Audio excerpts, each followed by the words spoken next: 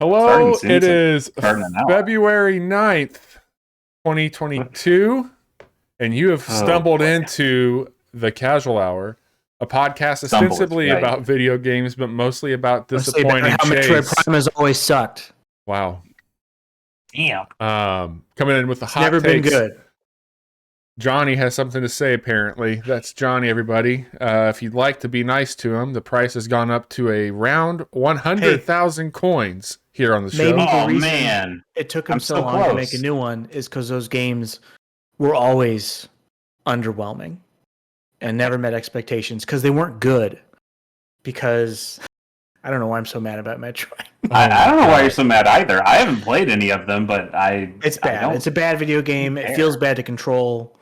And I don't know why people love Metroid Prime so much. Actually, I take that back. I played Metroid Prime Hunters for the DS. Oh, okay. The definitive Metroid Prime Yes, experience. exactly. Yes. The only Metroid Prime game that matters. Yeah, that and Metroid Prime Pinball. So what you're hearing there, folks, with the hot take was Johnny Amazich. The more in-depth encyclopedic knowledge was Chase Kinnicky. Thank you. Hi, Bobby. Sorry, I didn't mean to derail the conversation immediately. We know exactly who you are and what you do, Johnny, so we're not surprised at all. We have a big show to get through tonight. We've got a bunch of new games to talk about on top of an entire Nintendo Direct. If you did not watch it today, we are going to talk through some highlights from it. We got together off pod and watched it as a group, and that was a lot of fun. And we are excited to break down what might be one of the more interesting directs Nintendo has had. Equal parts interesting. It's a roller coaster. Equal parts disappointing. 100% Nintendo. But it's like a roller coaster where it started with the drop. I mean, what kind of roller coaster have you ever gone on that you get in and the first thing that happens is you just drop? They could have at least come out and done the whole, hey, sorry, no Zelda today. We still love you, but here's a new Fire Emblem game. Were you expecting Zelda? No, I wasn't. But they gotta. I want Zelda. I'm frustrated that I don't have. Zelda got mentioned. What are you talking about? We are 1 week away from Horizon Forbidden You're West. Right. You're right. And then I won't shut up about anything. So tonight, as I was mentioning, we're going to talk about a handful of games. We're going to cover mostly the Nintendo Direct. I don't think there's any other news that we're going to get through tonight besides that. So that's what we're going to do. Is there any other housekeeping things at the top of the show we need to address before we get into it? Because I feel like we should just hit the ground running tonight. Let's get into it. Let's talk about some video games. Chase, I'd like to know, have you caught them all yet? I've not. Yeah, so I've been playing a fun little Game Freak game called Pokemon Legends Arceus. Oh, not Little Town Hero. Oh, you shut your pirate mouth. Yeah, I wouldn't. Why would you say such a thing here? That's he's just continuing the hot takes. I'm an instigator. He's been hanging out with his son too much. You said we only played the demo, and the demo was enough. No, we bought it. Yes, Chase, please. Pokemon Legends Arceus. I have not caught them all. I have not finished that game, but I am a level 9 ranked, whatever the fuck. And I'm in the final area.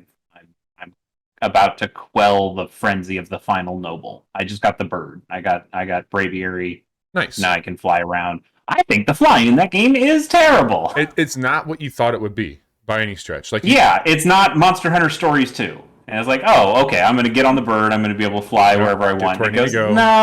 Yep. You kind of just like, you're locked on this plane, and then you can fall and get on another plane. I think that doesn't feel great.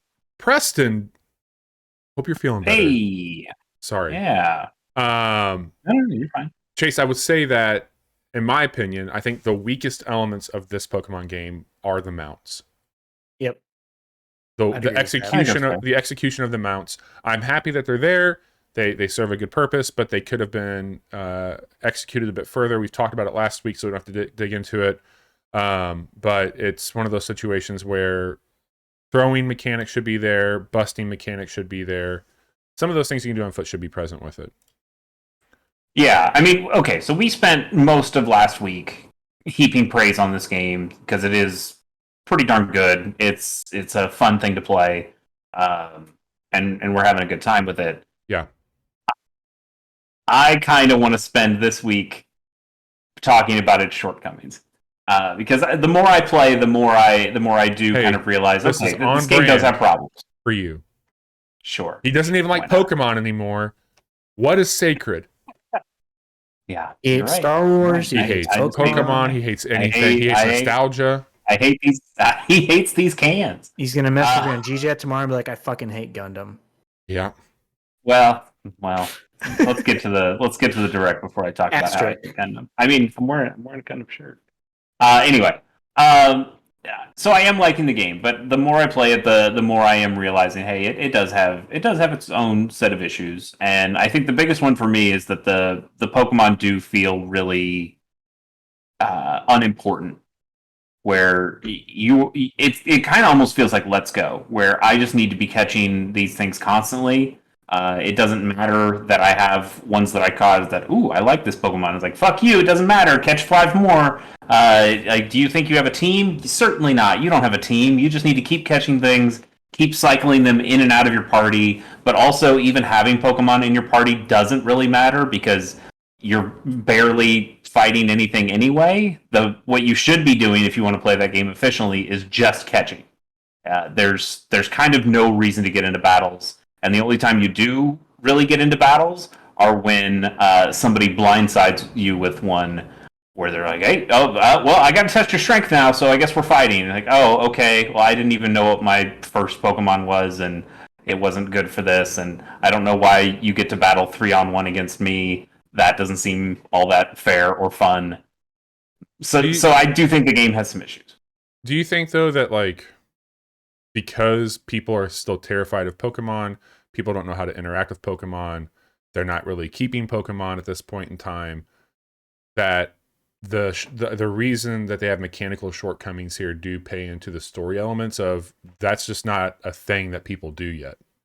And maybe, but also for a town where nobody catches Pokemon and everybody's scared of Pokemon, there's a woman who's keeping a stable of Pokemon that I just keep shoving hundreds of monsters into. Sure. For a town that's worried about Pokemon, I've caught 1 billion of the fuckers. Like, that's it does seem to not circle that square because it just has some things that don't quite make sense with the story. I actually wish that more people in the game would be into Pokemon and have actual battles and do something more interesting that way. I kind of like the story of, hey, nobody knows what a Pokemon is or does or how it affects anybody. Right.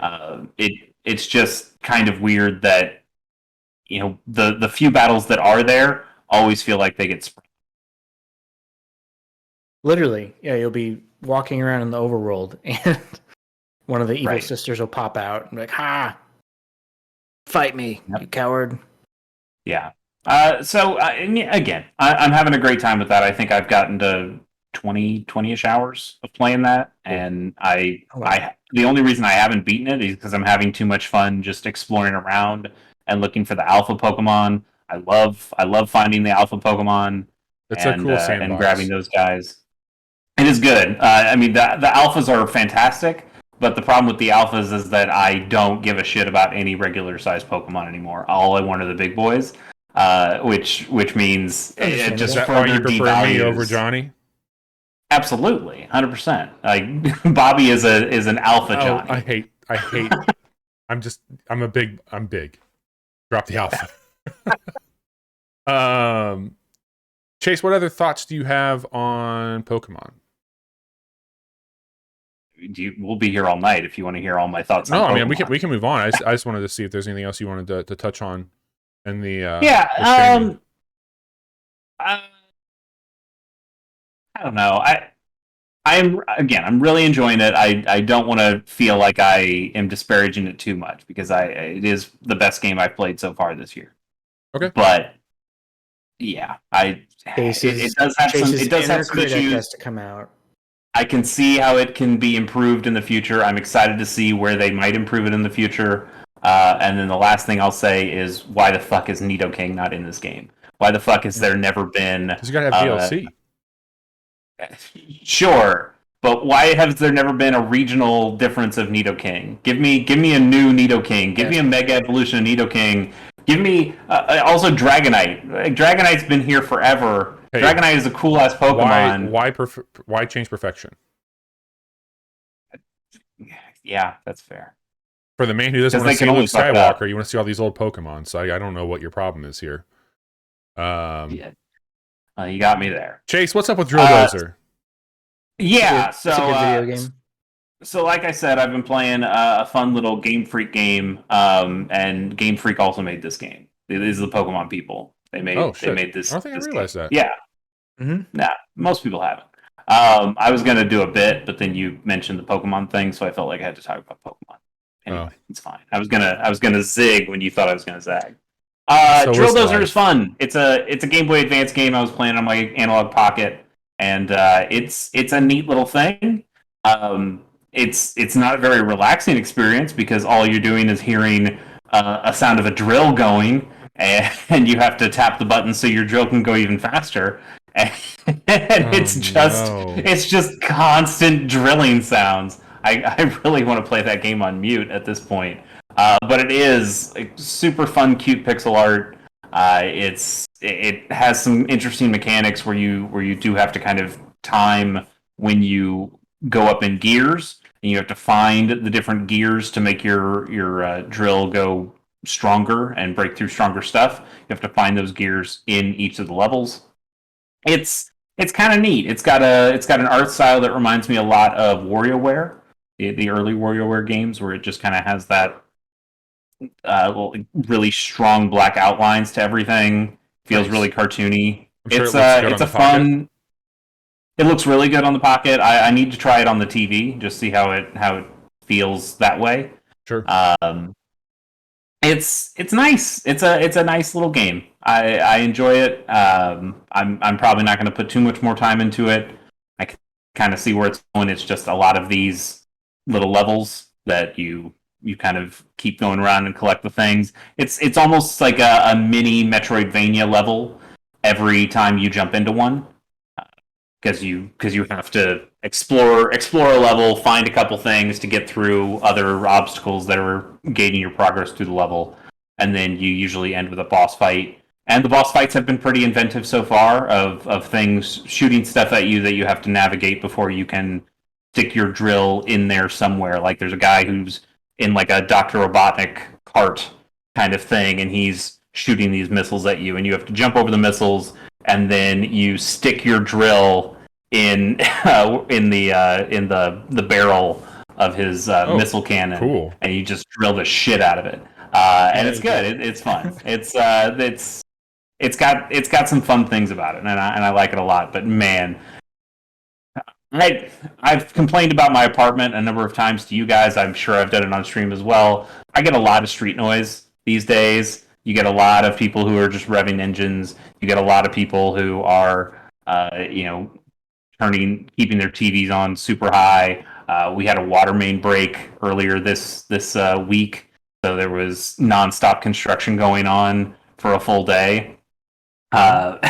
And so when I want to sit down and relax with a nice fun video game, and the game is just constant drilling, I'm like, oh fuck, okay, I picked the absolute wrong game. I was going to bring something up earlier about the downtown location, but I didn't want to reach subject. Yeah. So I'm sure I'd have a lot more fun with the music and the sound effects if I was not living in the Drill Dozer land. Pretty quiet out here in the county at night. We're gonna get them out there. We're gonna get them out there. So that's what I've been playing. So. Okay. And I mean a lot of Super Robot Wars, of course, and other. But the Pocket's still good.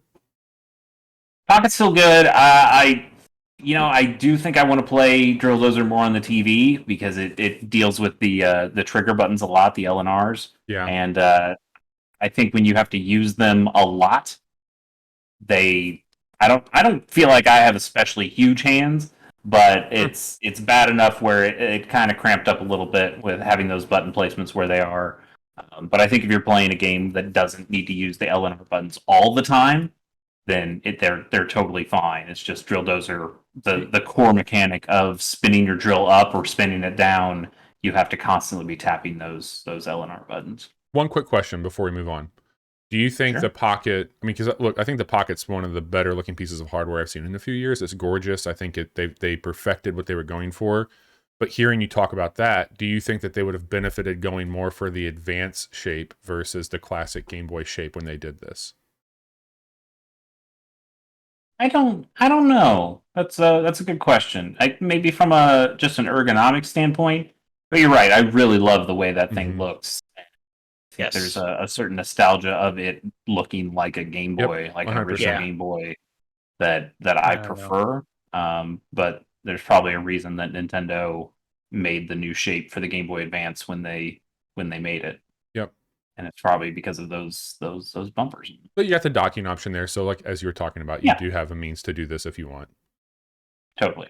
All right. Well, Chase, if there's not anything else to update on, I will ollie on in here really quick if that's okay with you. Why don't you do an ollie? I'm talking about OlliOlli World. I can't contain it. I want to talk about this game. I have been, I think obsessed is probably the word I will use to talk about playing this game since it came out.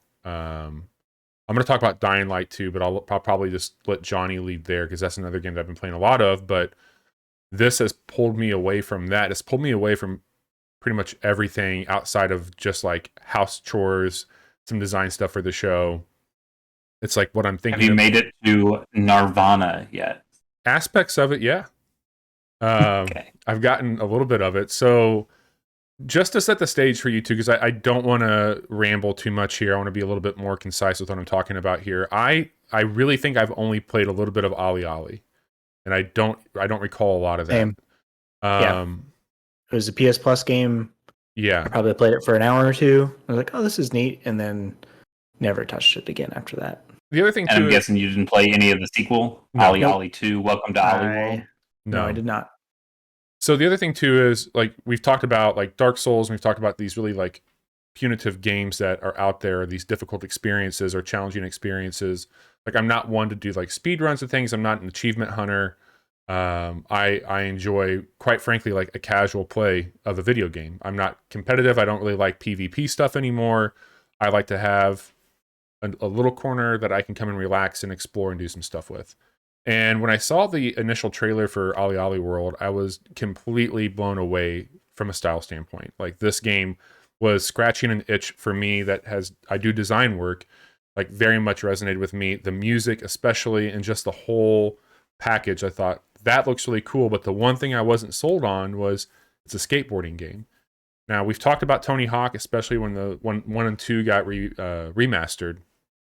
I played those when I was younger and I had a good time, but I never got into them like either one of you did. And so I wasn't 100% sold on like this skating game. But again, the style of this was something that like I had to be a part of. Like I wanted to play that game. It made me think a lot about Ooblets. I know that Adventure Time gets pulled out a lot, but knowing how much I loved Ooblets, I was like, that has a lot of the same attitude that game does. And that really was something awesome. So I got the game, and it has one of the most in-depth but simple, minimal character creators, and it puts you right in the world, and you can really see yourself in this game in a way that I think is incredibly inclusive. It has something for everybody, and I think that was one of the more impressive things that got me hooked right away. The writing is just absolutely sharp and witty. The environments that you're skating through are so interesting. Like there's a replay function after you complete a level, and I almost always play it because there's so many layers to these levels that are happening, and you can see what's going on when you're watching the replay, because when you're moving through this with your character, you're obviously focusing on what's happening there. So the way that they have each level broken down, there's 5 qualifiers for completion. And to advance the story, you just need to finish the level. You can do it without hitting any of the other modifiers, which is really cool. So if you just wanted to get in, see these environments, and skate a little bit, you don't have to be a pro at this. You can just get right through it. But what's up?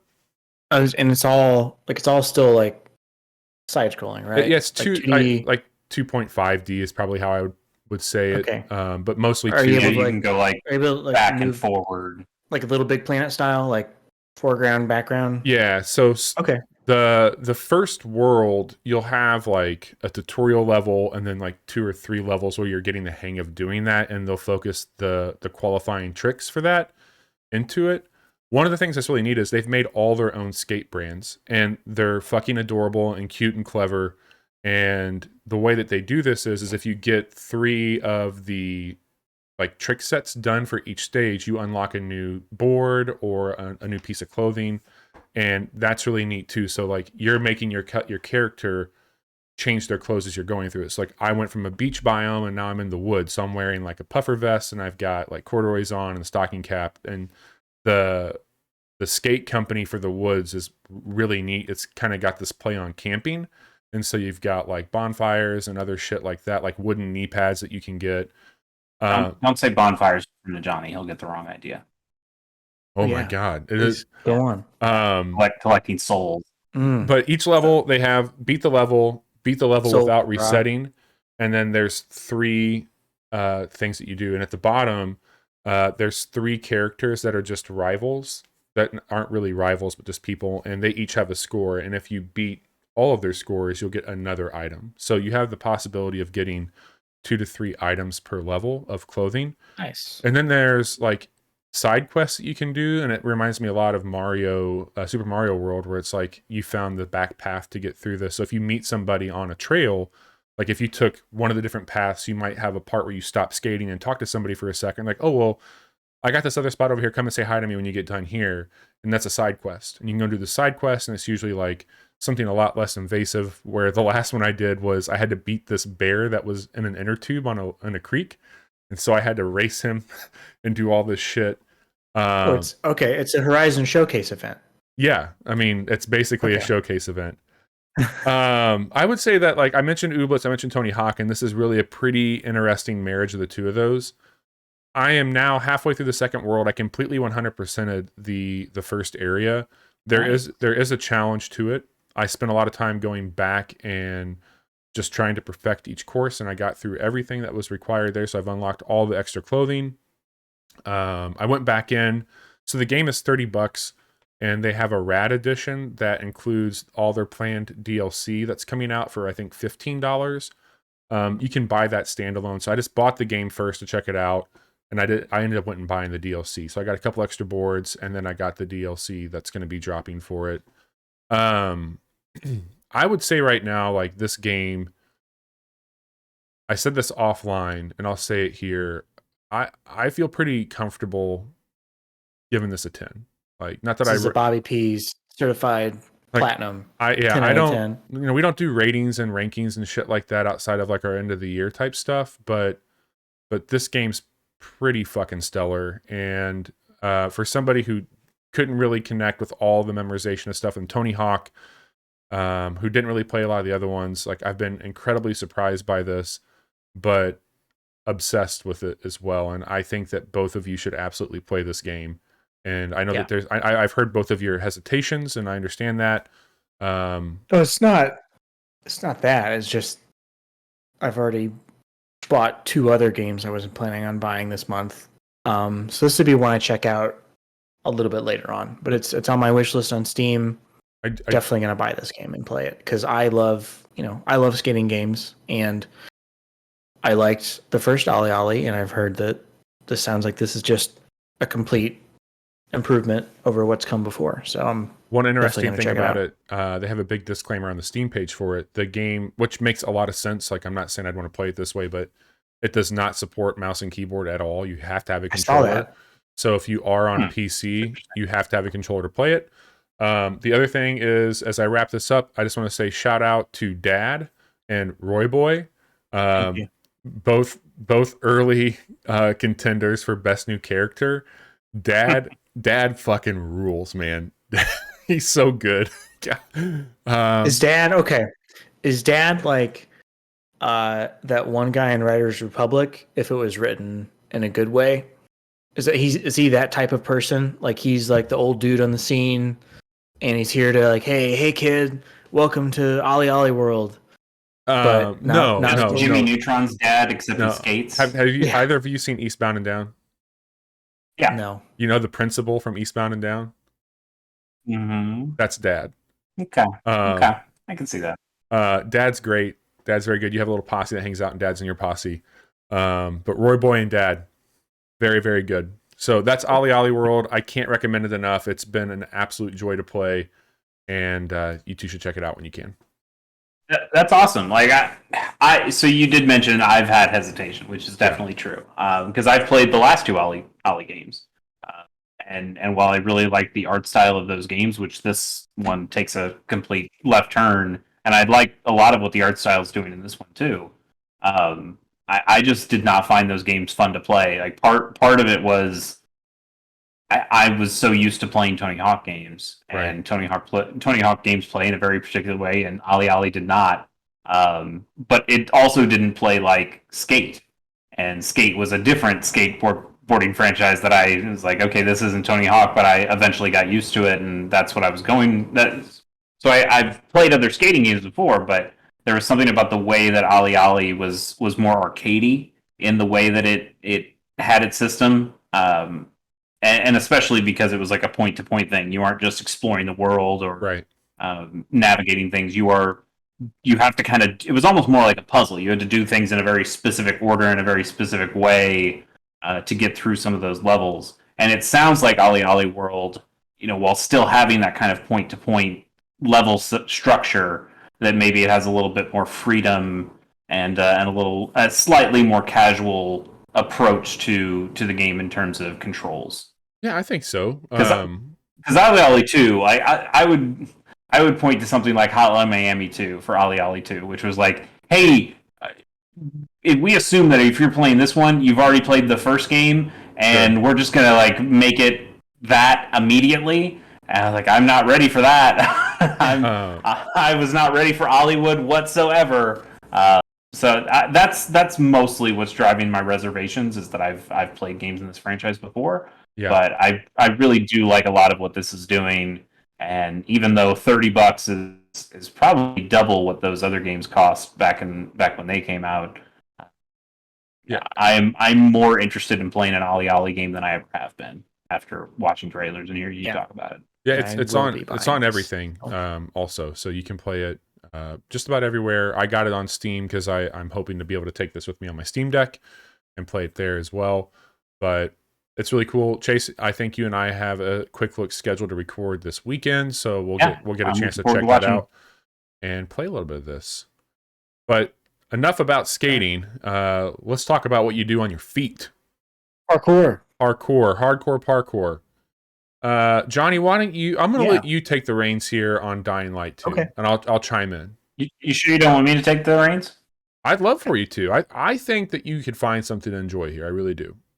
Absolutely, I could find something to enjoy here. I bet I'd find a lot of things to not enjoy as well. But that's I hate everything. So Johnny, why don't you tell me what you like about Dying Light? Okay, Dying Light. I like the movement. It's a lot of fun. I like the combat, even though it's not, it's not super in depth. But the first person drop kicking seems ridiculous and so kind of fun. It's so good. I just unlocked this one where so you jump with the shoulder buttons.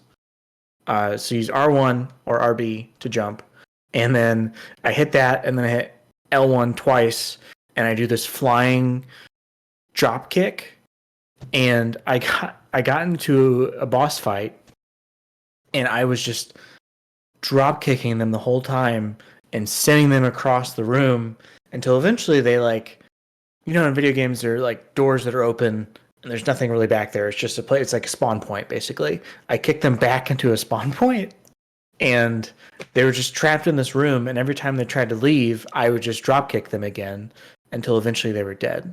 And I was laughing like a maniac at my computer while I was doing this because it was so silly. And that's what a lot of this game is it's like it's a survival horror game, but it's also very goofy a lot of the time with the things that it lets you do. And as you start unlocking powers or skills, I guess, for combat or parkour abilities, like it's a fun world to be in and see what dumb ways you can break it. The upgrade stuff that you can do there is really interesting how that plays out too, because it is an XP system, but you've got two buckets of XP. You've got one that's literally just your parkour points, and you've got one that's going to be for your combat. So if you're just like running around the city doing shit, you're dumping points into it, and they have gear that is it's loot based, so there's different colors, rare, uncommon, all that shit.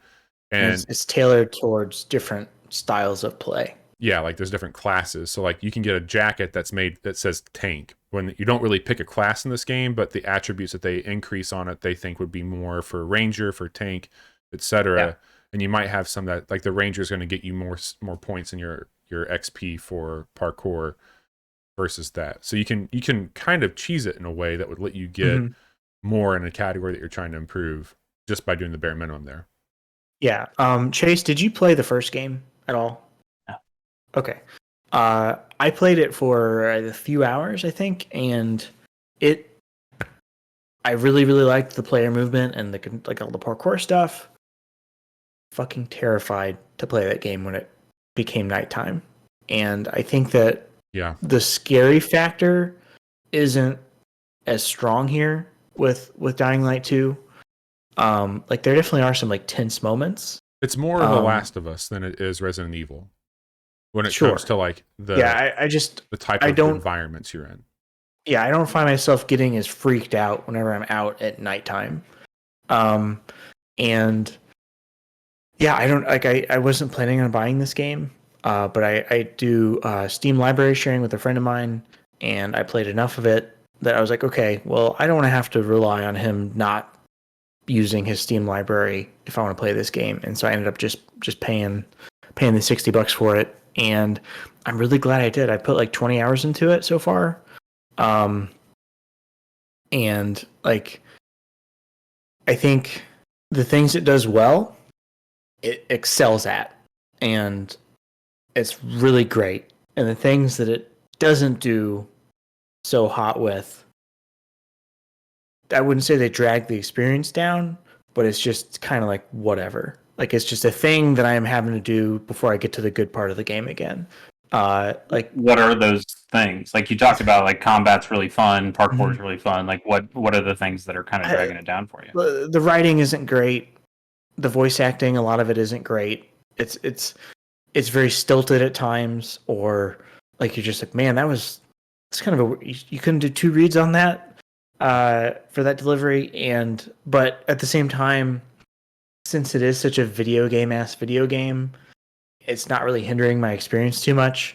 You know, like I didn't come to this because I wanted like a story like they tell in The Last of Us, you know? Like I know. Yeah, but they did try to sell you on that. Like they did say like, hey, we got the writer from Fallout New Vegas. Like look at this shit. We're gonna tell you a cool story that's gonna be interesting. It must have been. So that's kind of a bummer to hear that the story stuff kind of doesn't. It's fine. It's a video game story. I'd say it's like a 6 out of 10. It's not the worst thing. They got 2 factions, right? And so you're trying to have an emotional connection to like why you should be supporting one of these factions versus the other. But the whole thing that they do in the game, which I like, will trump my emotional attachment tenfold, which is if you choose one faction, so if you take over like a windmill or if you open up a new subplot area for them, when that faction moves into it, you get a skill point for the city. And that then unlocks new mechanics that you have. So parkour is a pretty big deal in this game for me. Like movement is key. Well, if you side with the survivors versus the peacekeepers, you're going to get all parkour enhancements, which means that you're going to have more jump pads out there. You're going to have zip lines going between buildings. Yes. Or if you side with the peacekeepers, they're more combat focused. So you get some cool things like exploding car bombs. You'll get like electrical traps that you can put out for hordes of zombies. But at the same time, it's like I'm moving around the city at such a pace and I have the weapons that can clear out the 2 or 3 that might get in my way that I don't need that. Also, like... So they suck. The Peacekeepers suck. The Peacekeepers aren't great, But the thing is that the emotional storytelling, yeah, I mean, like it's everybody kind of sucks in this world. Like they're all terrible people in their own right. But I'm not thinking whenever the time to make a decision comes into play, I'm thinking about, is this serving one of those elements that I'm more like curating the world around? Like, do I want to have this experience in this area versus that? Now there's certain missions, like I think the side quests are more interesting from a storytelling standpoint than the main story, because you get some really cool obscure things. Like I ended up having this one side quest where a guy was like, there's this woman that I was keeping an eye on. She looked out for me before this all went down. You end up uncovering for him that was actually his mother. And that's a pretty cool emotional moment where you get to explain this to him and break it down for him. And there's other things like that get buried in the weight of, I was going down this path of like what happened to me as a kid, why was I tested on, I need to find my sister, etc. And that's like the wind force behind the whole main storyline. But there's so many people within the factions that you get to talk to and get side quests from and learn more about their life before the events or during the events or how they're getting by. And I do think some of that stuff's actually pretty interesting, but the main story of the game is the anchor where the rest of it has such a huge sail. Yeah. Isn't it kind of a bummer though that when you have a game that has two factions and it's trying to set them up to be equal in a way, but you already know, like you just said, you don't really want anything to do with the peacekeepers. You're just with the survivors for multiple reasons.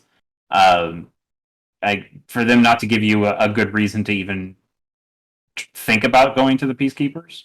I mean, they do. So like I don't want to spoil too much here, because when you get to, so the city's divided in other segments, and the second part of it drastically changes the environment. Not drastically, but enough where it's like there's a lot more verticality to it, and there's a more established peacekeeper organization. And the captain of the peacekeepers is actually like a really cool character, and you want to do things for them. Like I enjoy my interactions with them. So like the first part of the game, I didn't really care much for what was going on, but I did some things that would undermine the peacekeepers after kind of courting one of them to get the information I needed. And at the last minute, I broke away and went with the survivors and really fucked them over. Yeah, big time. I didn't think that he was... So I'm going to spoil a little bit of the second area, Johnny. I'm sorry. But just for this segment here, that character shows back up and they're basically in a coma. And you have a choice to like save them. Like they need medications so that's a whole side quest. It's not even the main storyline anymore. And I could let them stay in that coma and not do the side quest, or I can go and do the side quest, and depending on how I do it, could end up keeping that person in a coma, killing them, or realiving them in this situation, and then having what happened with me and them come to light with this new captain who I'm already kind of buddy with. So there's elements there that kind of compete with what I'm trying to do, and now I have this paradox I'm trying to go through, which is, do I want to keep the past? Do I want to sully up what I've been doing here with this new captain? And I think that stuff's really cool, but at the same time, like the game makes you want to see shades of gray as much as you might try and take like a stance on it. Like the achievement you get, I think there's like 7 to 10 skills that you can put in the city. If you do it for one faction, I mean, the achievement's name is Bootlicker.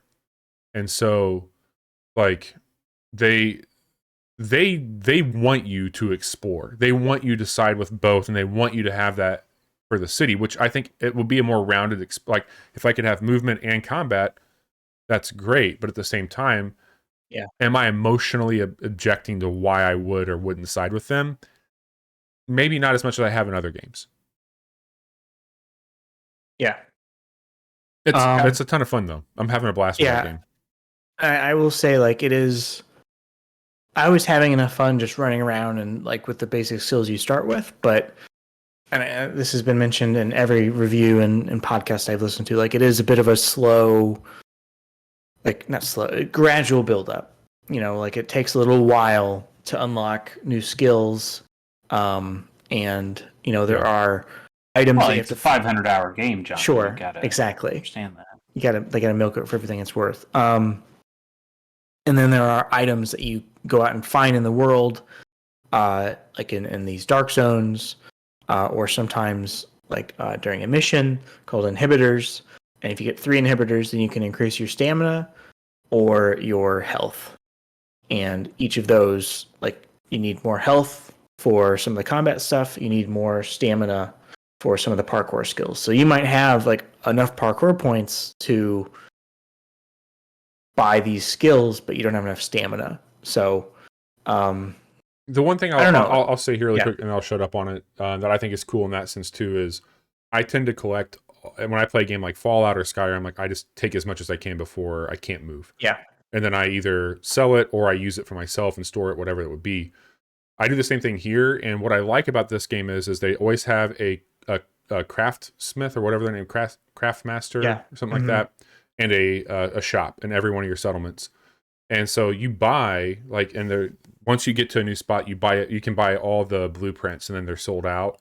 Then you can upgrade them. So you have an entire tab in your inventory called blueprints. So as you're finding shit and scavenging shit, you can create new things, whether it be Molotov cocktails or weapon mods. And most weapons have 2 to 3 slots that you can mod things on the tip shaft, etc. on what that would look like to do, more bleed damage, more flame damage, fire damage, and shock. Have it electrocute people when you attack. And those can all be upgraded, and they use the same rarity system that you would get from the normal drop. So you can upgrade those, and you can just make a new one. If you have the supplies, I can make a new mod when I find a new weapon, equip it there, and move on. And that's really cool. The weapons do degrade, and they will break, but there's certain ones that you can have. So there's 4 that I got for pre-ordering the game that have a cooldown on it. So if I pull it out of my stash into my inventory, I have to wait an hour and 30 minutes before I can get another one, but they go up with my level. So I can always grab one of those, have a decent one, put stuff on it. I like that system a whole lot when it comes to interacting with the world. So I'll run through a building, grab a bunch of shit, mod things, sell things, and then kind of do that when I'm out and about as well. And I think that tinkering element of it is really fascinating. And I think the melee combat and the actual movement, when you talk about game feel, not that anybody here on the show would ever do that, this has some incredible game feel, especially navigating through the city. It feels very, very good. Feels good. Yeah. Speaking of games that feel good to play, y'all heard of the Sifu? Seafood? Sifu. SIFU. FU. Wow. Yeah, exactly. That's harsh language, Johnny. Yeah, I've heard of it. Yeah, so this is a game that came out this week. Came out right? Friday, right? No, because it had an early release. It came out recently. Yeah, I think it came out yesterday, officially, for everybody. Chase won't let us split hairs on this. He doesn't want to hear about it at all. I just want to hear about the game. I do want to hear about it. I've watched this game be played. I think it's cool. I think that this game this is a early front runner for maybe best style this year, I think. It is going for a certain mood and vibe, and boy, does it just... They did that thing. They wanted to go out and make this game, this kung fu movie type game, and they sure did it. So Sifu is a brawler. It has some roguelike elements to it, where it's a pretty simple story. You are a young man who, when you start playing, is age 20, and he is looking to avenge his father and Sifu, or mentor. It's basically like a sensei. And there are 5 levels with 5 different bosses, and you're working your way through these levels, unlocking shortcuts, and every time you fall in combat, you age a year, and then you die a second time, you age 2 years, and so on and so forth, until eventually, once you reach your 70s, you can no longer be revived and your run ends. So you can roll back your age. So if you beat a boss or a mini boss, that'll lower the number down a little bit for you. So the next time you die, you won't age as much. And throughout the level, there are shrines that you can use to unlock new skills or run specific buffs. gaining health from a takedown, or weapons last longer. Or like for the skill tree, you have like new moves that you can unlock. You have this focus with the left trigger that lets you do a special move, and you're like building up focus as you're fighting. You have to pay for a skill 5 times before it becomes a permanent unlock. And you buy all this stuff with XP that you're gaining through the level, and there are multipliers and things that come into play. So the better you play, the more XP you gain, the more skills you can unlock, et cetera, et cetera. And the thing that everyone is really talking about with this game is its difficulty. And I can say after 3 hours or so, maybe 2-3 hours, it's a really hard game. Like it does require. It's not just a kick back on the couch. Punitive. I'm gonna unwind here. I'm hunched over in my chair. My eyes are on the screen. I'm focused on what I'm doing. I'm watching enemy patterns, and it is about that repetition. I'm playing through these levels over and over. I'm learning how all these enemies are laid out, and I'm learning like, oh, if I break this shelf, I can pick up a bamboo stick, and now I have a weapon. And the first time I fought in this space, I never realized that, and I died a whole bunch because there's like 10 people that you have to fight and get through. And you got hold. Even just like the grunts, like if you're not on it, they will fuck you up and they will kill you. And these levels don't change, right? There's no procedural generation going on. Correct. Yeah, it's all the same. Like I said, you're unlocking shortcuts and things, and there are like pieces of like clues that you can find and further levels that you can then go back to a previous level, and like now I have the shortcut and I can get to the end of the level. So you kind of are like decoding the game as you go. That hey, when you come back to that first room, okay, I'm going to break that shelf. I'm going to grab that bamboo stick. Yeah, I have a total I know routine. I've got like eight shots that I can take with this stick before it breaks. Yep. So I'm going to take out this guy with it, and then I can start on this guy with it. And I know there's a bottle over here that I can grab, and I can throw that bottle. I know if I don't grab this bat before this other person does, that they'll come at me with the bat. So I need to. Yeah. So, it's a lot to take in. And aren't there benefits? Am I wrong? There are actually kind of benefits to aging. Like even though you die, it's a give and take. So the whole thing with Kung Fu is like it takes your whole life to be a Kung Fu master, and so you deal more damage as you age, but your health decreases because you're older, you're more frail, and so you die faster, but you're dealing more damage to the enemies, and so I think that is an interesting mechanic that comes into play here. And I don't know, like I'm only on the second level. I haven't made it to the final boss of the second level yet.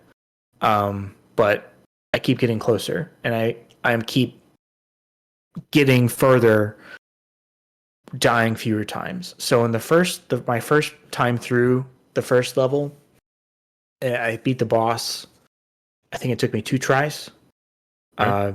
And 3 tries total to get through the level, and I was aged 37 when I made it to the second level, which is the club. 20.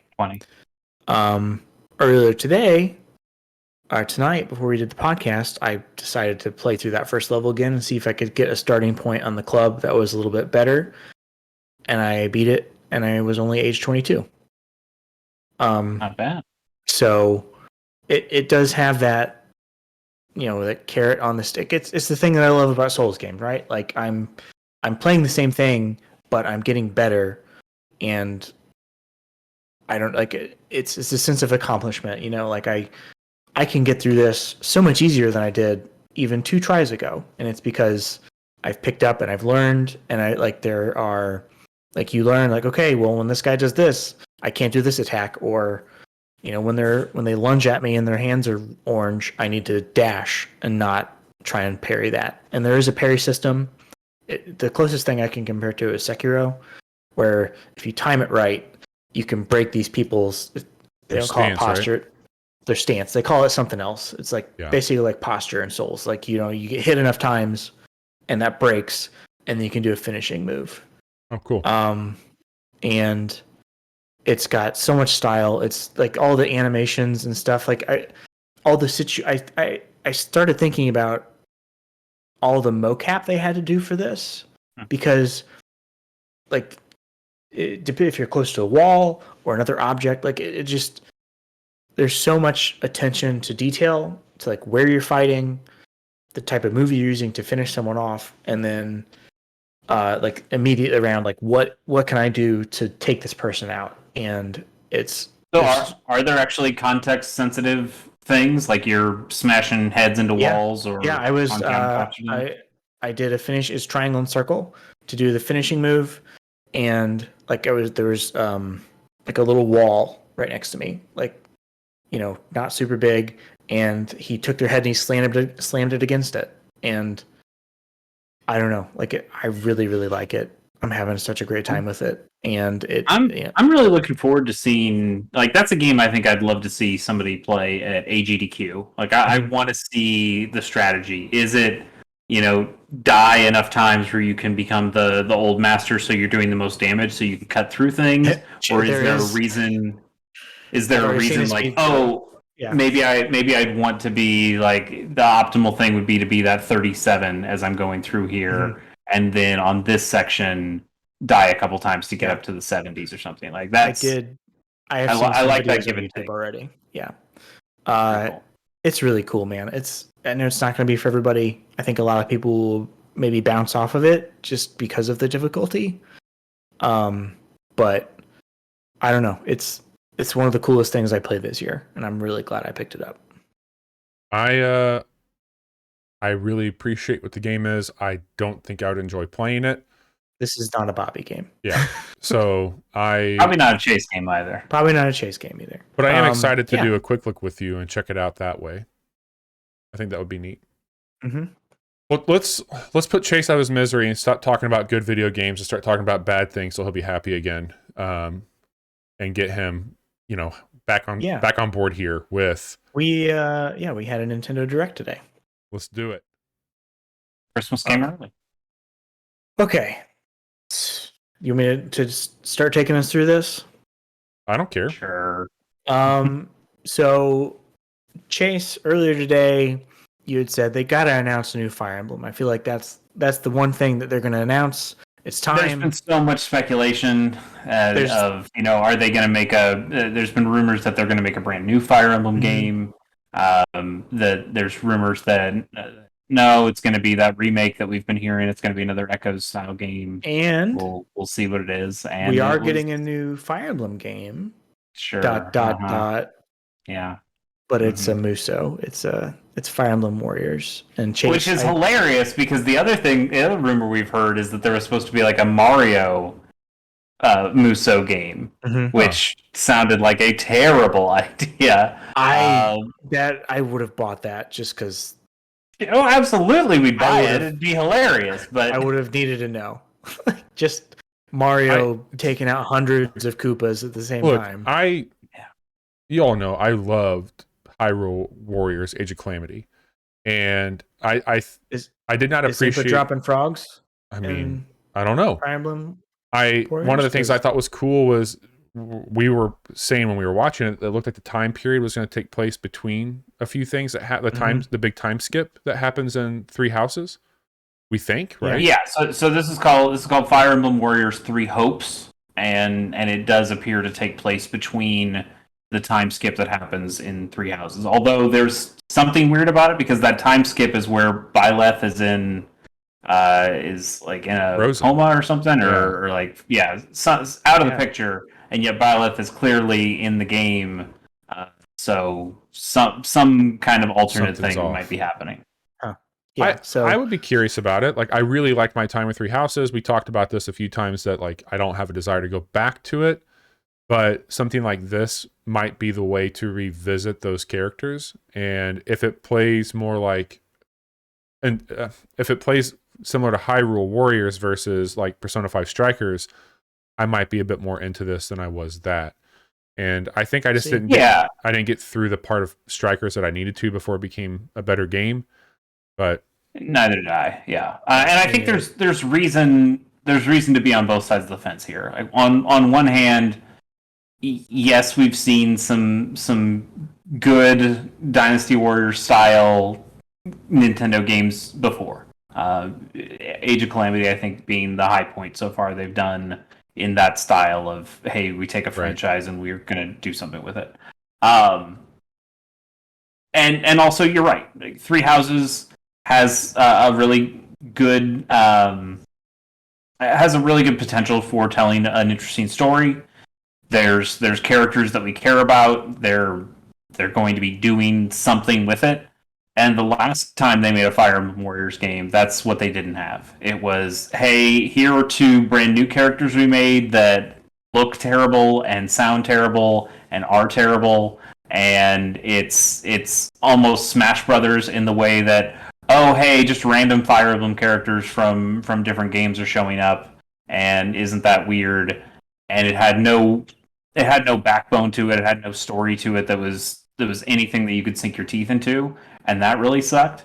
But also, Fire Emblem Warriors was just so bad in so many different respects.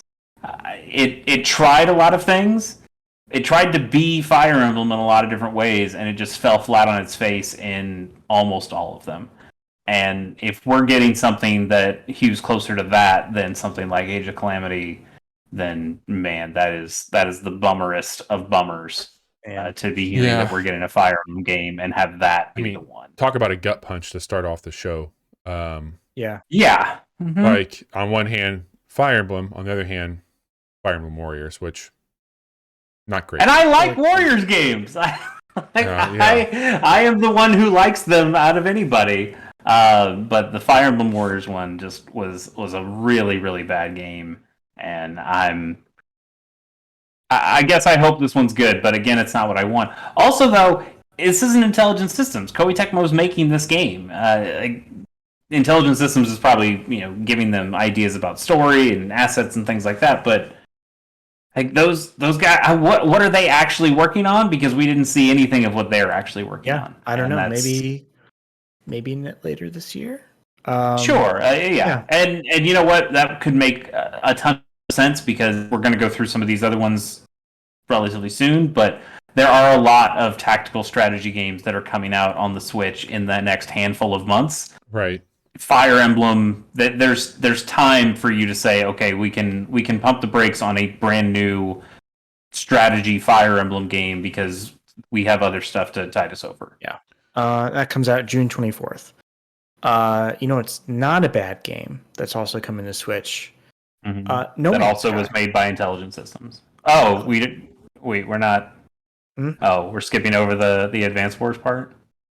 Oh, the Advance Wars is the next thing they showed.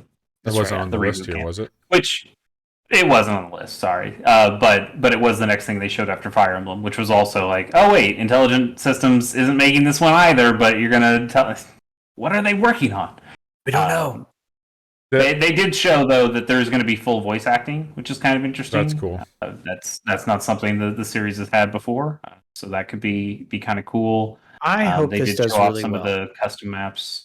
I hope it does well too. I mean, I love those first 2 games, and even though it looked a little more polished, the Reboot Camp versions in this trailer, still it's going to be real hard to beat those nice crispy pixels from the Game Boy Advance. It's true. What is it with their art art styles in some of their recent games? The Brilliant Diamond, Shining Pearl. They like tater tots, man.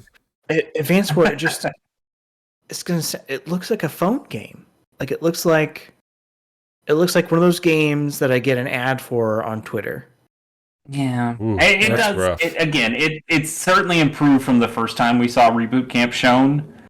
Yeah, but yeah, it's you can't beat those original pixels. And they that's just look too good. April, right? Yep. Yes, April 8th. Okay, so real soon. Relatively soon. Cool. Yeah, and then No Man's Sky. Sorry, Johnny. Yeah, just No Man's Sky's coming.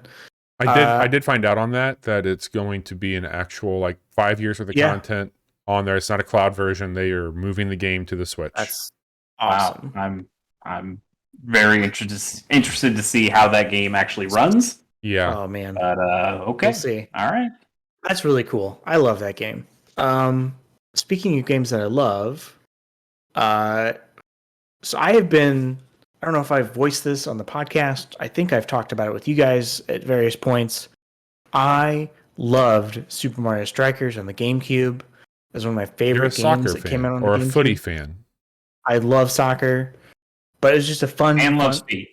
Exactly. Feet it was a fun-ass video game. And they're rebooting it. They're bringing back Super Mario Strikers. It has up to 8... some dumb fun. It does. It has up to 8 people local co-op. It comes out 10 days before my birthday. And I'm so excited. I don't know if you guys ever played any of those games. They made 2 of them. One was on the Wii. It was not as good as the GameCube. I definitely didn't play that one. Maybe at the GameCube at a buddy's house or something, but I don't recall it enough. Yeah. Man. Oh, I haven't played any of them, but I was pretty impressed with what I saw here. I like arcadey sports games. NBA Street Volume 2 is my favorite sports game of all time. Mm-hmm. And anything that tries to do fun, interesting things with sports, I'm all about it. So yes. I'd give this one a shot. And Mario sports games. But I think that's cool too. That they have like the co-op piece of it. I think will be a lot of fun, and I think that there could be some good shenanigans to be had here on the show, playing that with all of y'all. Yes, so. Yes. As long as there's not like some story where I have to fight a knight with a soccer ball, and then it goes completely off the rails. You have to fight global warming with a soccer ball. There you go. Yes, you're right. Thank you, man. What are you doing? Yeah. All right. Splatoon 3. And did you say the date for that? That's June 10th. June 10th? Yeah. Mm-hmm. We saw some more Splatoon 3. I really love Splatoon. This was a really weird showing of the game, though. Yeah. I mean, they've already shown some stuff about the single player, and we know what Splatoon multiplayer looks like, but this was the Salmon Run co-op, which is one thing they didn't show, and I guess it's good to know that that's going to be in there. Although I just never thought the Salmon Run was all that fun in 2, so it was not. It wasn't really what I was there for. It for 3. Yeah. It's all fine. Right. It's fine that's there. And then we got a remake of a game called Front Mission First. Congrats to Jiggy-san. Big fan of that. Okay, so the game was Front Mission, and the remake is called Front Mission First Remake, which is gotcha. Weird, but yeah. I did see something also that I guess in Japan there's a Front Mission 1 and 2 that are being released this way. Like we're getting that. We're getting the second one too. Yeah, they said they kind of slipped it in at the end. They're like, "Oh yeah, and 2 is also coming in like a handful of months later." Okay. They're just starting with this first remake. Okay. And that's just 2022. They're also remaking the second game.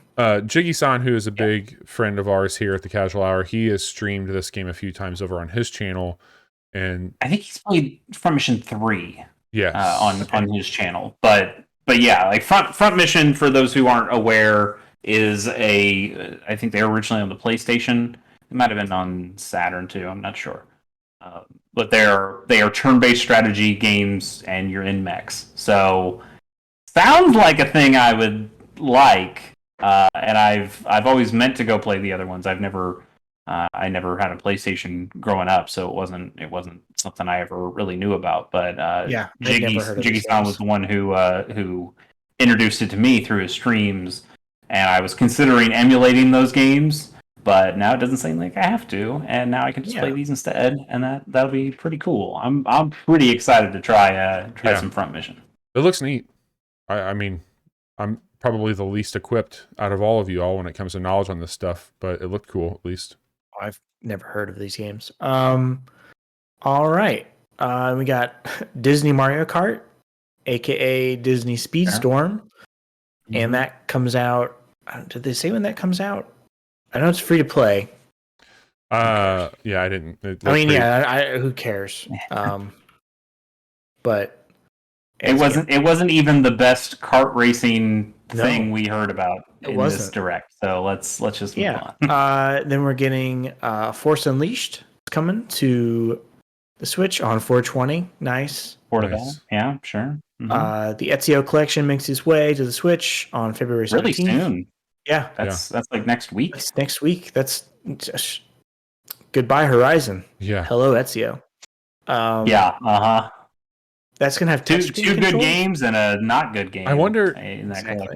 I would not be surprised at all if they launch this on Android and iOS, at least iOS, maybe then Android. With the touch control stuff, it makes me think that this could be on iOS. I could see that. Yeah. I mean, phones are getting powerful enough now. Yeah. I mean, if the Switch can. It's the baseball game, MLB The Show. PlayStation's MLB The Show. It's PlayStation's. Sony makes the game, but it's on Game Pass. But Microsoft's it is on Game Pass. Yes. Which is they had to put it on Xbox last time, and now I guess they said fuck it, we'll put it on everything if we have to put it on Xbox. So this one I'm kind of interested in. It didn't look great. I mean, it's a really nice looking baseball game, and it's running on a Switch. Like those two things don't quite go together. But at the same time, the baseball games on the Switch are pretty bad generally outside of Super Mega Baseball. And now that's owned by EA, so who knows? Yeah, we'll see. But I'm more excited about this MLB The Show than I've been about the last handful. Maybe that's because there's no real baseball happening at the moment with the lockout stuff. So get you fixed. Yeah, good. I could see myself picking this up. I don't know if I'd pick up the Switch version though. You know what I will pick up? SD Gundam Battle Alliance coming out 2022. I'm shocked. I'm absolutely shocked. Yeah, are you surprised by that? I'll probably get this, Chase. They even made the Gundams look like tater tots. Well, so SD Gundam, that's been a long-running series. Those are the games that I've played on my PlayStation, and then have gotten the Japanese imports to Switch. And the games that I've played before are strategy games. They're turn-based strategy games, and they're really good, and I like them. This is not. This is an action RPG. This is like you're a team of 3, and you're going and fighting in real-time battles. And I'm not 100% sure that's the direction I want this to go, but at the same time, it seems kind of cool. It seems I saw a lot of different Gundams from a lot of different timelines in there. There was Iron-Blooded Orphans, some original Universal Century stuff, Seed, which is an anime I'm watching right now, and Seed is terrible, but the mechs are good. So hopefully that's cool. Hopefully it has a big expansive roster, and it does seem like it is pushing the multiplayer on that. Like the team of 3 seems like it's a co-op thing, and you can actually have alliances with co-op or partners. PvE partnership. It might be both, but they were showing off PvE stuff. But I could see it being what. PvE might be something to get me to check this out with you. I mean, it'd be really cool. Hey, it's got 3. You can play it online. Now, who knows how well the online will work on a Switch? But yeah, that we'll see. All right, I'll cross my fingers. Maybe that could be a casual Friday. If it's sometime. a PvE blowing shit up in a robot suit, or is it a robot suit? Is that right? A suit? Yeah. They're suits. There's a suit, yes. I might put that suit on. A mobile suit. Oh, mobile goddamn Gundam! All right, man, let's check it out. Bobby, what do you know about the Universal Century? They really didn't announce too much. I tried to look into more stuff. There was a Japanese trailer that was slightly more extended, but I'm very interested to see more about this game. Yeah, for sure. It looks like it's also going to be on PlayStation. Yeah, that makes sense. Yeah. There's a PlayStation the other trailer for it. I would imagine it would probably also come to PC. The last SD Gundam G generation. It's on everything. Cross Rays. Yeah. came to Steam. So I would think that it would come that way too. Nice. Whoa, Cool. dude, there's more of those probably Gundam games. holy shit. I'll put it over here in our chat. There's so many different. There's probably like 20 plus different series that it's pulling from for that game. Yeah. Holy shit. So that's a lot of stuff. There's a lot of Gundam. Have you just zoned out anytime I've ever mentioned Gundam? Actually, don't answer that. I know you have, but started in 1929.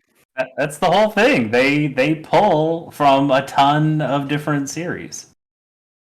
Okay. All right. Everyone after that, yeah, everyone's there.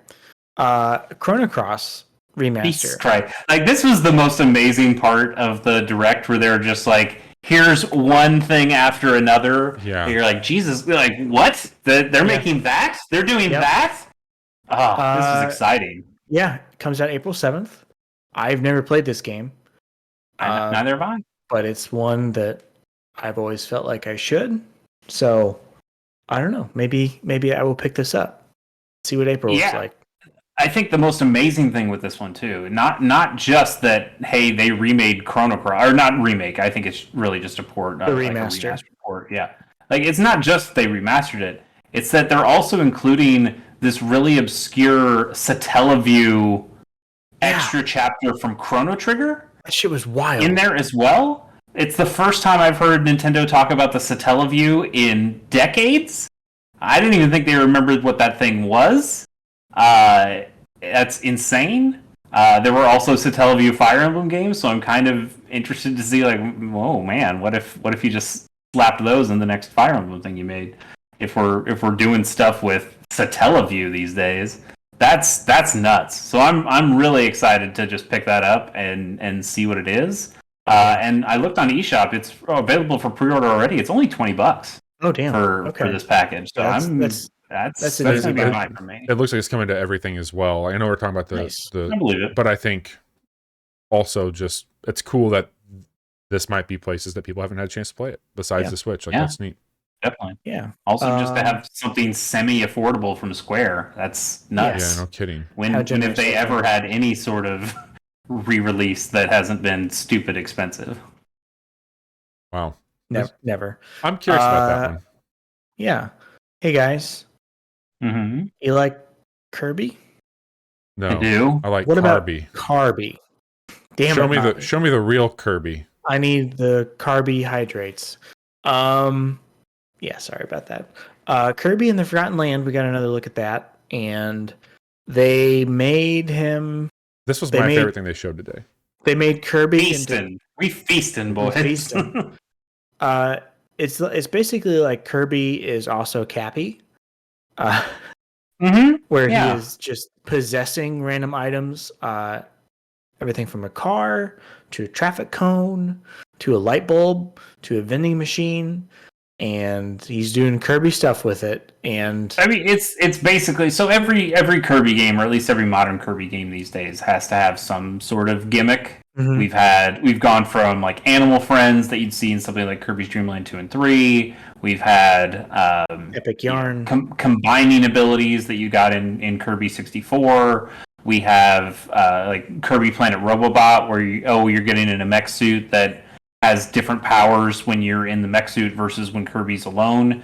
And this one seems to be, what if Kirby just ate big stuff? Yep. And that's it. So it's so good. It's so good. It's like when you see the chipmunk just stuffing its cheeks full of shit. You're like, what are you gonna do with all that?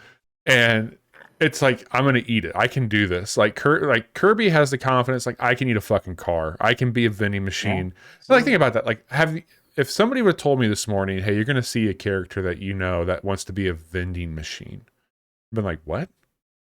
Fuck you on? I mean, in Kirby 64, he was a refrigerator. You suck up the electric and the ice power at the same time, and he turned into a fridge. That's pretty good. Which was pretty good. Pretty good. But yes, this seems super fun. I've had reservations before that I don't know how much I want a 3D Kirby game. Like, Kirby feels like it belongs in 2D to me, but the inventiveness that they have going on here, that really does feel a lot like Mario Odyssey in the way they are making little playgrounds with all the different powers that you can get. I'm pretty excited for this one. It's really cool too, because not that like this is about me by any stretch, but like I've always appreciated Kirby, but not really cared about it. Like I've never been like, I got to play this Kirby game. And it's neat when Nintendo or other companies can do things to make their age-old characters that are very well established appeal to people in new ways. And I have to say, like, this game has had my attention since that first trailer, and today just further solidified my interest in it. I'm as of right now, of things that I can 100% say has a date coming out this year from Nintendo, it's pretty high up there for me on my excitement. Yeah, for sure. That's next month, March 25th. And one other thing they showed with that was pretty cool. The mouthful mode is what they're calling it, which is incredible. Like that stuff is great, but they also showed off that the powers have upgrades to them. You can like the regular powers, so you can get like the cutter or the fireball, and those can upgrade and become better as you play the game by I guess you get experience or you spend money or whatever in-game currency to upgrade those things, and that seems like that could also be kind of cool as a reason to keep playing around in that world and to keep finding reasons to hang around. You have a settlement. You have a town that you're like building. That's really cool. That's really cool. That comes out on March 25th. So that was exciting. Then we learned that Kingdom Hearts is coming to Switch. Okay. And we can just move right past that.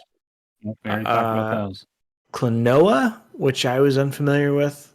Chase, you said this was a PlayStation game? Yeah, it's been on some PlayStation. It's been on. There's been Klonoa games that have shown up on the Game Boy Advance. I'm not 100% sure what this is. They brought it up when they were talking about new collections coming for the Switch, and then they brought up the Kingdom Hearts thing first. So I don't know if this was actually bringing up old games or like some kind of remake collection, or if this was a new Klonoa game. But I've never played Klonoa before. I've seen some Klonoa being played. I like the character look. He's like a little rabbit, and he's got a cool backwards hat with a Pac-Man logo on it. Like, what more do you want?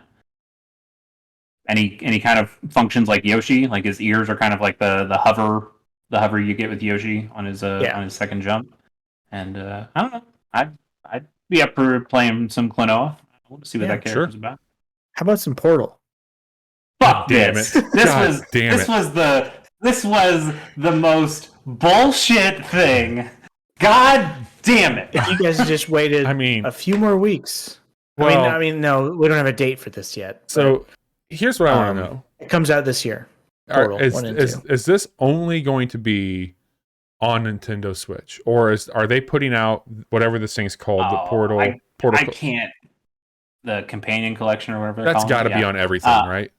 It has to be on everything. Like, how could it not be on everything? Which would only piss me off even further. Oh my god! I'm just seeing it for Nintendo.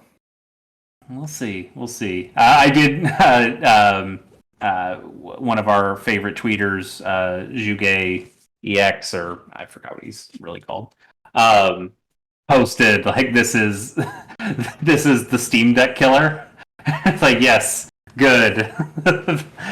Valve collection. Finally. God damn it. It's one of, like, for anybody who's not familiar with what we're talking about, Chase and I have a series that we do for Casual Mondays called Best Buddies, and the nightmare we went through to make that happen, because this game has just not been anywhere for the last several years, regardless of how popular it still is, to make it easy to do it. And like, that's a whole boring ass story. I don't have a PC. Like, it would be very easy if I had a PC, but I don't.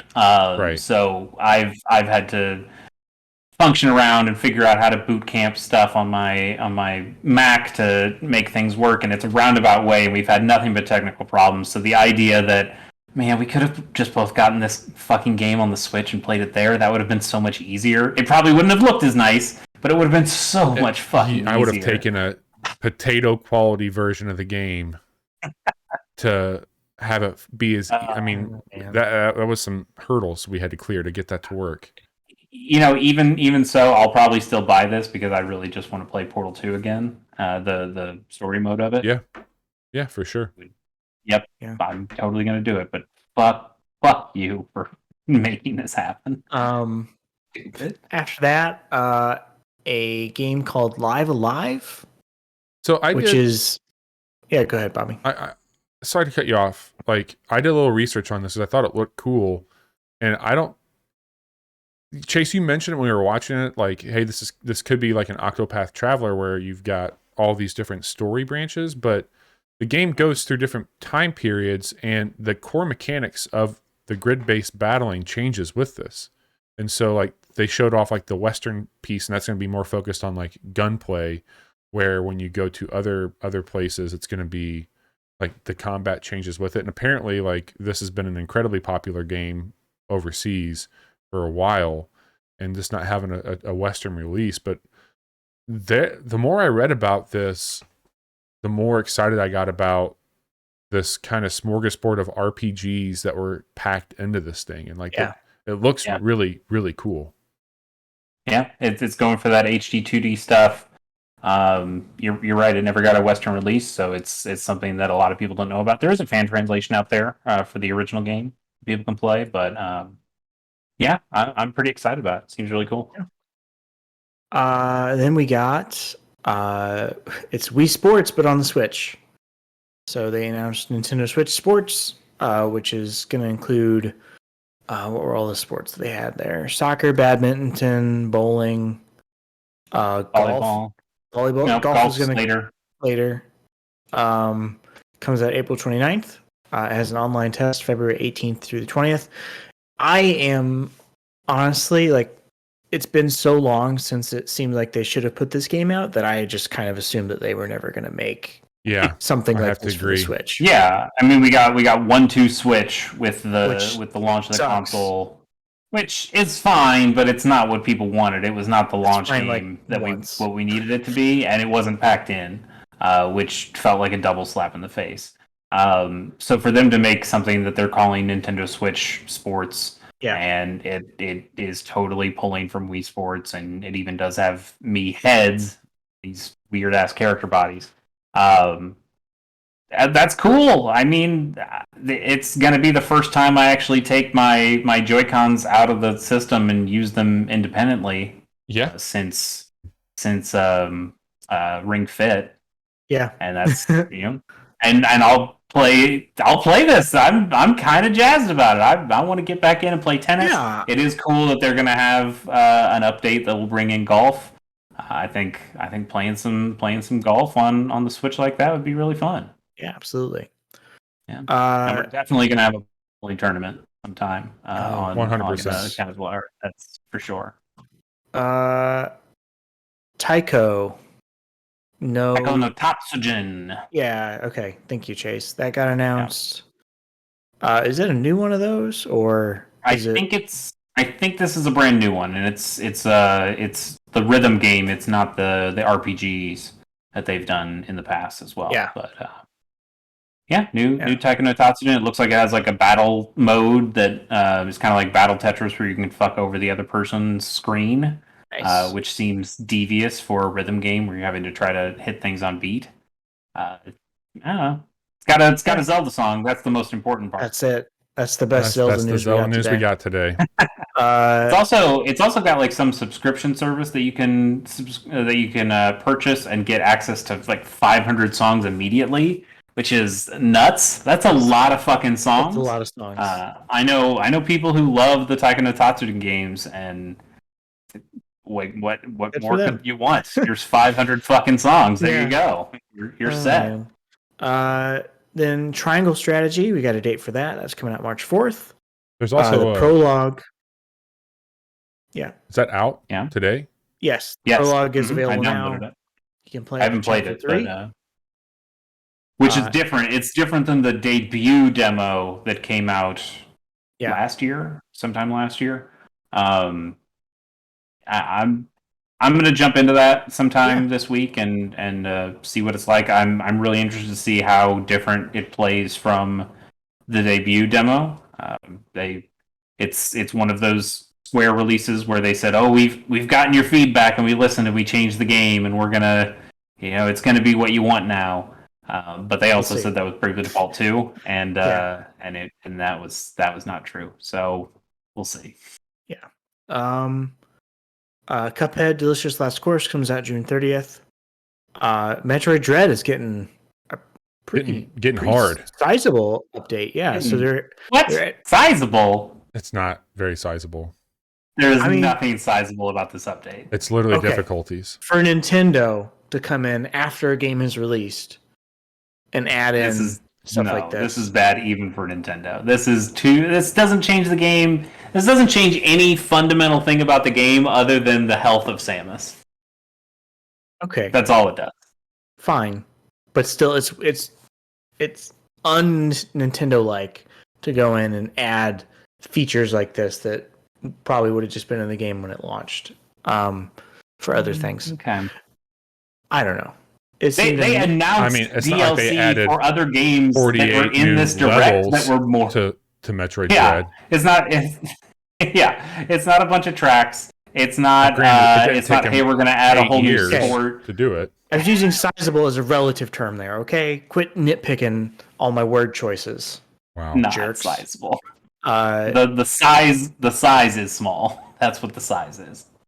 So it's a rookie mode, which is it's like you gain more health on health pickups, and there is hardcore mode where they calling it dread mode. Dread mode, where it's just one hit kills for you. So it's your whole game. That's it. It's insane.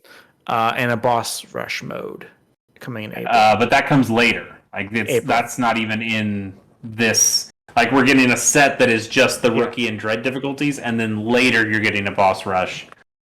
That's why it's kind of weak, but I guess it's better than nothing. Yeah. Earthbound coming to Switch Online today. Hilarious. And drumroll please. The game everyone's been dying for. Mother 1 is coming to Switch Online today. Which they call Earthbound Beginnings over here, which is kind of funny. Weird. And this isn't the first time that game has come out either. That was on the Wii U Virtual Console as well, where they did that game. For anybody out there who's interested, Mother 1 is kind of like a dry run for Earthbound. Mother 2, they're essentially the same game, but one was made for the NES, and then Earthbound was made for the SNES, and it's. You should not play Earthbound Beginnings first. You should play Earthbound, and then if you are really into Earthbound and want to see more, it's kind of a fun party favor to go and check out Earthbound Beginnings. But like, don't start playing Earthbound Beginnings just because it has Beginnings in it. You'll have a bad time. You don't want that. Yeah. But if you want Mother 3, fuck you. Yeah. Like that's what Nintendo said to you, and it's hilarious. It's hilarious that they are conscious. Like they are so conscious about knowing this is what people want and knowing that they can just not give it to them. The game has been translated. I would assume the people who did that translation would be more than happy for Nintendo to take. Oh, they've said so.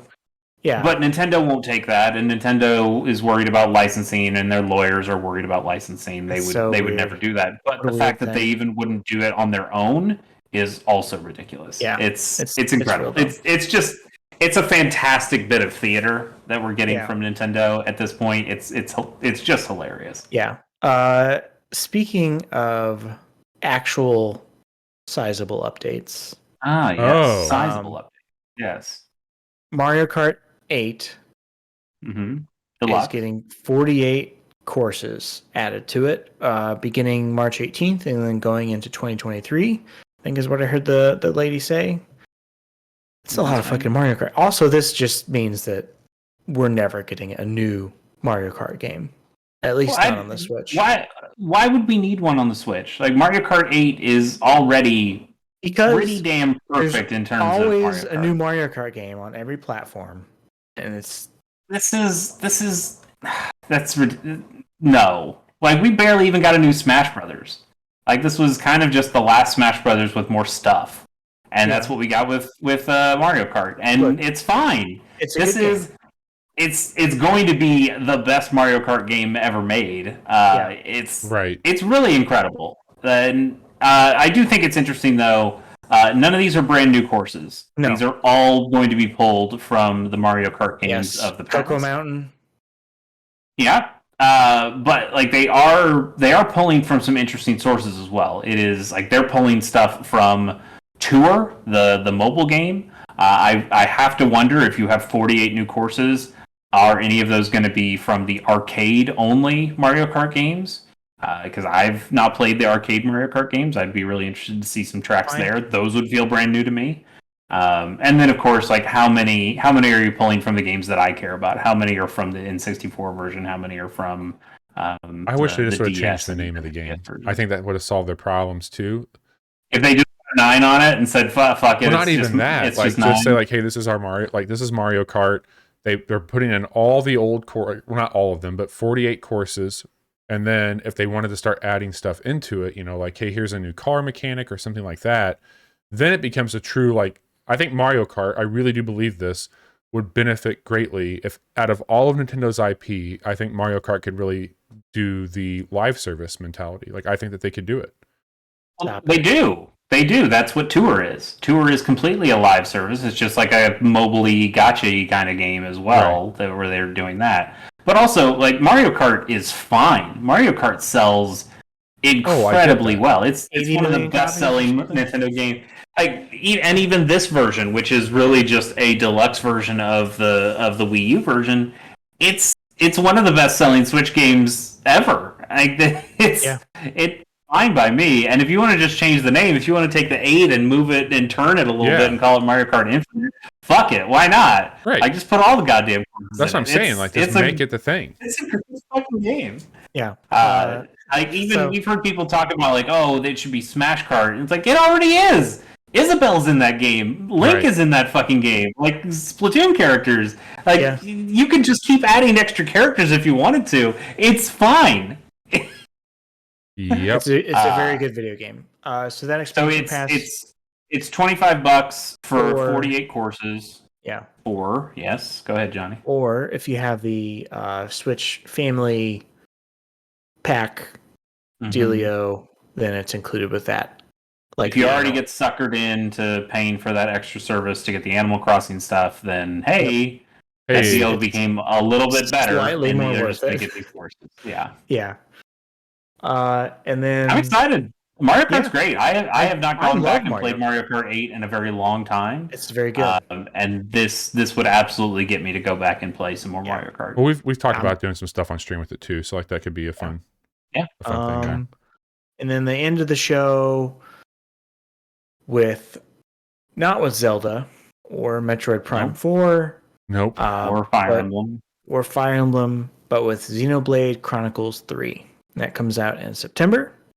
And it's fine. I played like 20 hours of that first game. I had a decent time with it. I don't know if I'll be picking this up or not. Probably not. Yeah. I've meant to play the second game. I've owned it. I didn't like the first game at all, but I wanted to try the second game because it's extremely popular and a bunch of the characters show up in lots of places. I don't think I need to play 3 right now. I should play 2 first, but we'll see. So 3 apparently takes place between 1 and 3 or 1 and 2. I don't know. Okay. Yeah. Yeah. Anyway, that was the direct. Cool. That's it. That was what we did there. Johnny, thank you for taking us through it. Let's get over to our credits and wrap up this episode of the Casual Hour. For those of you who've been here the entire time, we want to say thank you for tuning in live with us. We appreciate it. For those of you who are listening to it, we would love for you to continue to do so. And there's lots of reasons to hang out with us here at the Casual Hour Live. If you are tuning in only on a podcast, you're missing out on our beautiful faces. You're missing out on quick looks, and you're missing out on some Let's Play content that we do on Monday, Wednesdays, and Fridays. You can follow along by Mondays and Fridays. Mondays and Fridays. Yeah, sorry. You can follow along with the show by going to that spot and chat there, or thecasualhour.com to stay up to speed. Let's break down what we've had going on this week so far. On Monday, Chase and I did get back to Portal 2 and had a great time. It worked out a lot better when you actually play the game the way they want you to, instead of going feet first into the challenge mode. So we did part 2 of Best Buddies, where we play through Portal 2 together, co-op. Chase walked me through a wild game called Vampire Survivor. We did a quick look for that. That went up on Tuesday. Tonight, you've heard us talk about the games we've been playing with and what you've been playing episode of the Casual Hour. Tomorrow, there will be an episode, or quick look, I'm sorry, of a game called They Always Run, which is a very neat platformer. And then Friday night, as of February 10th, Johnny and I are planning on going to the factory for Unsatisfactory, where we will be checking out our factory, but maybe, just maybe, we might have a couple of new Twitch rewards for those of you who want to pop in and check them out. So I'll pop in for that. Yes, come for the factory, stay for the rewards. That's the Casual Hour promise. But again, lots of really great reasons to hang out with us. If you're not subscribed to our YouTube channel, do so. We got our quick looks going up twice a week over there. And again, if you just want to hear the podcast and don't want to watch, stay where you're at. Subscribe to our podcast wherever you subscribe to podcast, and we will have that ready for you every Friday morning. Chase, you've been busy outside of our show. What's up? Yeah, I do a couple things outside of the Casual Hour. One of them is my podcast, Gamers on the Go, where I talk about handheld games with a guest. The last episode I had was with one Mr. Johnny Amizich over there, and we talked about our analog pockets and how we're enjoying them so far. And we also talked about some original Game Boy sports games, and that was a good conversation. So you can find more about that at gamersonthego.com. And then Johnny and I are also in the middle of playing through Pokemon Brilliant Diamond and Shining Pearl. We're trying to do that as a Nuzlocke, which is a more challenging way to play Pokemon games that neither Johnny nor I have ever done before. And it's been a pretty interesting time so far, which is good because that game is not all that interesting. So it's nice to have something that helps to spice it up. We just got another badge. I can't remember how many badges that is. 4 or 5, something like that. It's 5. Yeah. So we're doing okay. We're getting through it. We've had episode 9 went up today, so you can go watch that on my YouTube channel, Chasegate Plays on YouTube, and that's been a lot of fun. We'll record more of that soon and get more of those episodes out in the next handful of weeks. That's awesome. Chase and Johnny, thank you both very much for everything tonight. We covered a lot of games coming out and a lot of games we've been playing. So let's get back to playing those things, checking them out, and we will be back with you all on Friday night with some Satisfactory. Take care, everybody. See ya.